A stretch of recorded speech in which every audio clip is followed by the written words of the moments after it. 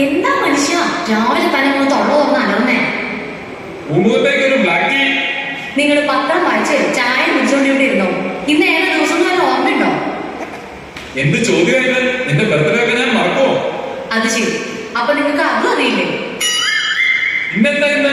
എന്റെ മനുഷ്യ, ഇന്ന് അച്ഛൻ വരുന്ന ദിവസാ. അല്ല പിരിവാണോ? അതൊന്നുമല്ല, ഇന്ന് വീട് വെച്ചിരിപ്പാ. ഓ, അച്ഛന് വേറെ പണിയൊന്നുമില്ല. ഒരു അവധി ദിവസം കിട്ടിയത് ഇങ്ങനെ പോയോ? ദൈവദൂഷണം പറയാതെ മനുഷ്യ, നമ്മളോ പ്രാർത്ഥിക്കുന്നില്ല, നമുക്ക് വേണ്ടി അച്ഛനെങ്കിലും പ്രാർത്ഥിക്കട്ടെ. ആ, എന്തെങ്കിലും ആകട്ടെ. ആ പുസ്തകട്ടവന്മാരൊന്നും ഇതുവരെ എഴുതിയില്ലേ? മിക്കവാറും വെഞ്ചിരിപ്പും കഴിഞ്ഞ് അച്ഛൻ പോയാലും അവരെ എഴുന്നേക്കും തോന്നുന്നില്ല. അതെങ്ങനെയാ രാത്രി 2 മണി 3 മണി വരെ മൊബൈലിൽ തോണ്ടി ഇപ്പല്ലേ?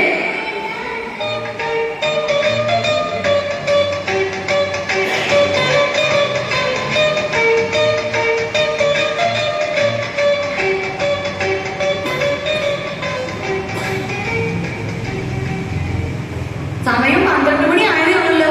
സാറൊന്നും നേരത്തെ ആണല്ലോ. വെറുതെ ഇവിടെ തലയും ചോദിച്ചോണ്ട് നിൽക്കാണ്ട് ബാക്കിയുള്ള എന്നെ കൂടെ എണീപ്പിക്കും. എന്നിട്ട് പോയാൽ മുറിയൊക്കെ വൃത്തിയാക്കിയിടും. നമ്മുടെ ബൈബിൾ എവിടെയാ? അത് ഉപയോഗിച്ചിട്ട് കുറെ തപ്പിയെടുക്കണം.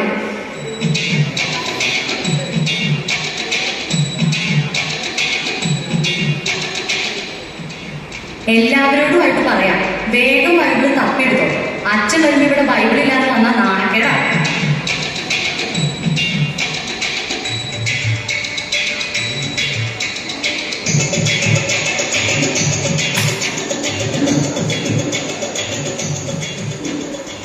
എടി, നീ ആ അപ്പുറത്തെ ശാന്തമ്മയുടെ വീട്ടിൽ പോയിട്ട് ബൈബിൾ വാങ്ങിക്കൊണ്ട് വന്നേ. എന്തിനാണ് ശാന്തി ആന്റിയുടെ വീട്ടിൽ പോകുന്നത്? ഞാൻ മേരി ആന്റിക്ക് കേസിലാക്കി. കഴിഞ്ഞ ആഴ്ച അവരുടെ പട്ടി നമ്മുടെ പൂച്ച ഓടിച്ചെന്ന് പറഞ്ഞ് ഞാൻ വഴക്കുണ്ടാക്കിയില്ലേ? അന്ന് പുറത്തു വരാനുള്ളതൊക്കെ ഞാൻ അവളെ വിളിച്ചതാ. മാത്രമല്ല അവളുടെ സ്വഭാവം മോശം. നീ വേഗം പോയിട്ട് ശാന്തമ്മയുടെ അടുത്തുനിന്ന് വാങ്ങിട്ടോ.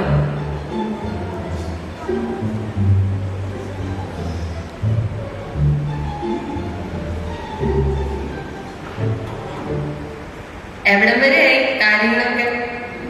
ആ, ആയി വരുന്നു. ആ, എന്നാ നടക്കട്ടെ.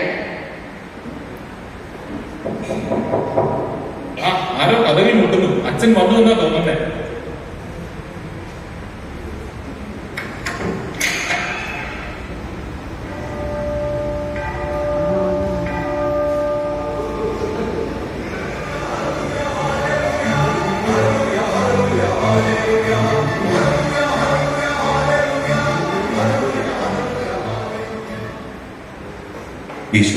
സ്വീകരിക്കട്ടെ.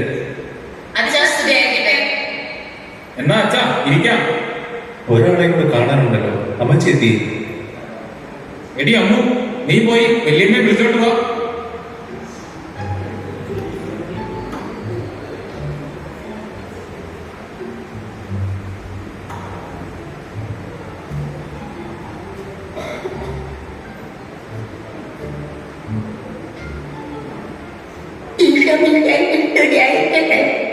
സ്വീകരിക്കട്ടെ. മൈക്കിളെ, കുറച്ചു നാളായല്ലോ പള്ളിയിലേക്കൊക്കെ കണ്ടിട്ട്. ഒന്നും പറയണ്ട അച്ഛാ. ആകപ്പാടെ ജോലിയില്ലാതെ കിട്ടുന്ന ഒരു ദിവസം ഞായറാഴ്ച. അന്ന് രാവിലെ പള്ളിയിൽ പോയാൽ അര ദിവസം പോക്കാം. ഞായറാഴ്ച കുർബാന കടവുള്ളതാണെന്ന് അറിയില്ലേ? അച്ഛ, കടത്തിന്റെ കാര്യം പറഞ്ഞപ്പോഴാണ് അപ്പുറത്തെ വീട്ടിലെ മേരി ഞങ്ങളുടെ അടുത്തുനിന്ന് 1000 രൂപ കടം വാങ്ങിയിട്ട് ഇതുവരെ അവിടെ തിരിച്ചു തന്നിട്ടില്ല. എന്നും അവിടെ പോയി തെറി വിളിക്കാൻ എനിക്ക് വയ്യച്ച. ആ കടവല്ല, ഞായറാഴ്ച കുർബാന നന്നായി ഒരുങ്ങി പങ്കെടുക്കണം എന്നാണ് ഉദ്ദേശിച്ചത്. അച്ഛൻ ആ പറഞ്ഞത് നേരാ. ഈ ഇടവകയില് ഏറ്റവും നന്നായിട്ട് ഒരുങ്ങി വരുന്നത് ഞാനാണ്. എടാ മോനെ, നിന്നെ പള്ളിയിലോട്ടൊക്കെ കണ്ടിട്ട് കുറെ നാളായല്ലോ. ലാസ്റ്റ് എന്നാ പള്ളി ഫുഡ് ഉണ്ടായിരുന്നു. ഓണത്തിനല്ലേ? ഓണത്തിന് മാത്രം പ്രത്യക്ഷപ്പെടാൻ നീ ആരാണ്? മാവേലി. നിന്റെ കാര്യം എങ്ങനെയാടി? ഇൻട്രസ്റ്റ് ഇല്ലാത്തോണ്ടല്ല അച്ഛാ, ഭയങ്കര തിരക്കാ. രാവിലെ ബാഡ്മിന്റൺ ക്ലാസ്, ട്യൂഷൻ, പിന്നെ വൈകുന്നേരം ഡാൻസ് ക്ലാസ്. ഒട്ടും സമയമില്ല. അപ്പൊ ചുരുക്കി പറഞ്ഞ ഇതിനിടയ്ക്ക് ഒഴിവാക്കാൻ പറ്റുന്നത് പള്ളി കുർബാനയെ മാത്രമാണ് അർത്ഥം. അപ്പൊ നീയോ? അച്ഛൻ ഞാൻ പള്ളിയിൽ വരാറുണ്ട്, അച്ഛൻ കാണാറില്ല. അങ്ങനെയാണെ അടുത്ത ആഴ്ച മുതൽ നിന്നെ പള്ളി മുമ്പിൽ കണ്ടോണം. മക്കളെ, ഈ കുർബാനയ്ക്കും സൺഡേ സ്കൂളിലും ഒക്കെ നമ്മുടെ ജീവിതത്തിൽ വലിയ പ്രാധാന്യമുണ്ട്. അങ്ങനെ പറഞ്ഞു കൊടുക്കച്ചാ. ഞാൻ പറഞ്ഞവർക്ക് ഒരു അനുസരണയില്ല. അതിന് നിങ്ങൾ തന്നെ ഞായറാഴ്ച വരാറുണ്ടോ? ഇല്ലച്ചാ, സൗകര്യത്തോടെ വരാറുണ്ട്. കുടുംബ പ്രാർത്ഥനയെങ്കിലും ഉണ്ടോ? അതങ്ങനെയല്ല അച്ഛാ. വർക്ക് കഴിഞ്ഞ് വന്ന് ഇതൊന്നും സമയം കിട്ടില്ല. പിള്ളേരുടെ കാര്യമാണെങ്കിൽ ട്യൂഷൻ ഇല്ലാതെ അവരെ എവിടെ എത്തിക്കാനും പറ്റില്ല. അച്ഛൻ ട്യൂഷൻ മാത്രമല്ല, എൻട്രൻസ് കോച്ചിങ് കൂടെ ഉണ്ട്. എന്റെ മക്കളെ, നിങ്ങൾക്ക് ഇതിനിടയ്ക്ക് ഭക്ഷണം കഴിക്കാൻ സമയം കിട്ടാറുണ്ടോ? ഭക്ഷണം മുടങ്ങിയാലും കുളി മുടങ്ങിയാലും ട്യൂഷൻ മുടങ്ങാൻ പാടില്ല. അതാണ് ഇവിടുത്തെ rule. എന്റെ ദൈവമേ, ഇതിലും നല്ലത് പോകാണ്ടേ.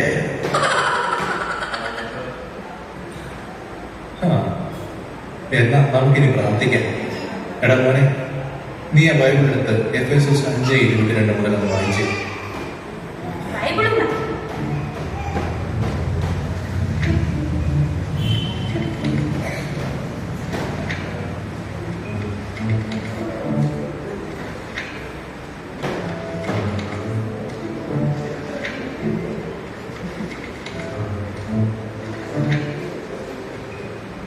ഓ, കഷ്ടപ്പെടണ്ട, ഞാൻ തന്നെ പറയാം. മക്കളെ, ഇപ്പോൾ നമ്മൾ കൈത്താക്കാലത്തിലാണല്ലോ. കൈത്തക്കാലം ഇപ്പൊ മഴക്കാലല്ലേ? മിണ്ടാതിരിടാ. മിണ്ടാതിരിക്കാൻ പറഞ്ഞിട്ട് കാര്യമില്ല. വേദപാഠത്തിന് ഭയപ്പെടാതെ ട്യൂഷന് വിട്ടു കഴിഞ്ഞാൽ അവരിതൊക്കെ എങ്ങനെ അറിയും? കൈത്താകാലം എന്ന വിളവെടുപ്പിന്റെ കാലം എന്നാണ്. നമ്മളിൽ നിന്ന് ദൈവം ഫലം ആവശ്യപ്പെടുന്ന കാലം. എന്നാൽ നമ്മളോ ഇന്ന് ലോകത്തിന്റെ ഫലങ്ങളുടെ പുറകെ